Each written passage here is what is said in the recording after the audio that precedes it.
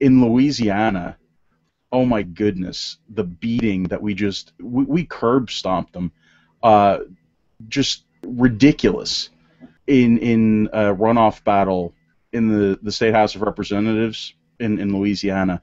Just amazing the percentages by which the left lost. Yeah, there were 3 candidates, 2 Republicans, 1 Democrat who was so embarrassed to be a Democrat she never even said she was a Democrat. She ran as a no-name she ran as a no-name other candidate, never even claiming party affiliation, and she only got 11% of the vote. The other 2 Republicans got whatever 100 minus 11 is, 89%.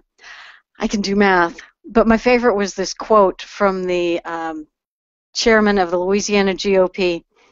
"We are witnessing a complete collapse of the Democratic Party in the state."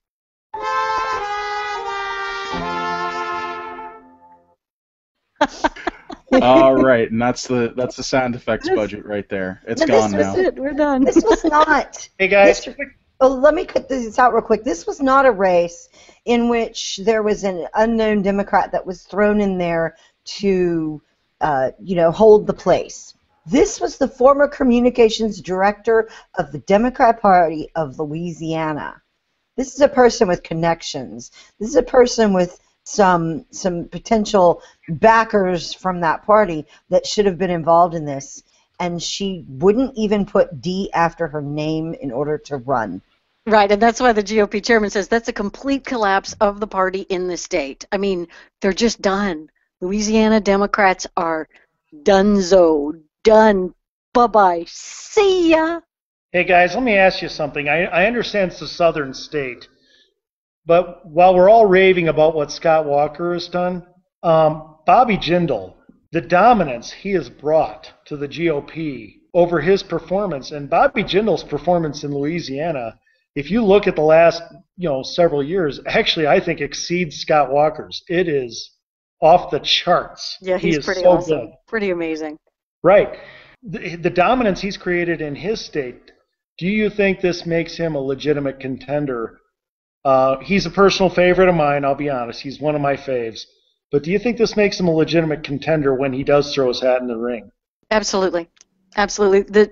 We've got such a deep bench of great Republican governors who can step forward in really any capacity, and hopefully I would love to see this all become a great team of rivals after it's all done, because I don't really want any of our POTUS candidates to fade off into the sunset.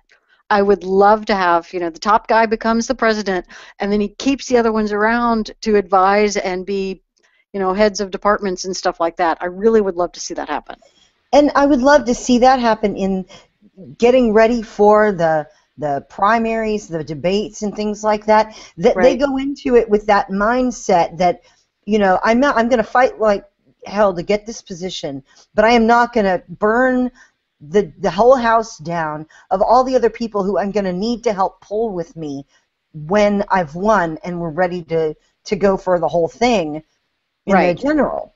And that is, I'm reminded of that because we learned today that Hugh Hewitt is going to get to moderate one of the GOP debates. So Actually, no. I think Jake Tapper is going to be moderating.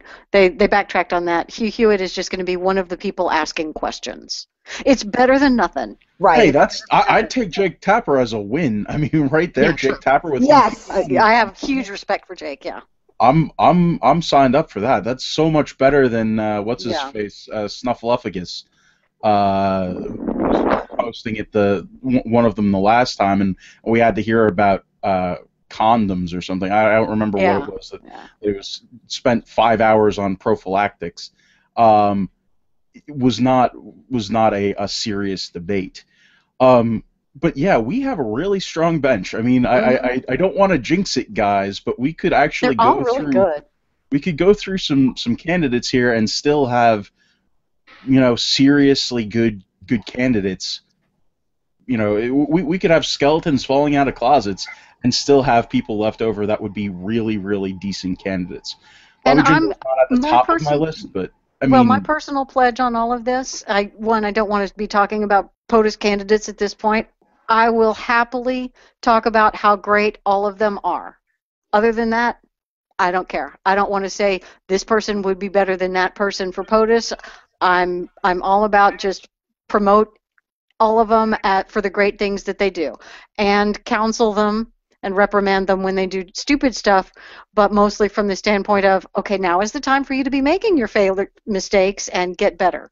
I'm going to try not to be tearing them down, but try to build all of them up, because they each have assets that they can bring to the table. Oh, you Yeah, know what I'm hearing there? I'm hearing Jeb Bush 2016, Leslie. That's what I'm hearing from you. Sure. That's what I'm hearing. Those are the words that you just said. The unpolitical, the apolitical, the folks who just live their lives and they're watching the Oscars and they're, hey, they're seeing some awards for some movies they might have seen, and then they get these headlines the next day instead of who wore what. I will tell you, people, I don't know the important information of what was worn on the red carpet because Patricia Arquette bared her fangs and screwed up and committed this sin of omission.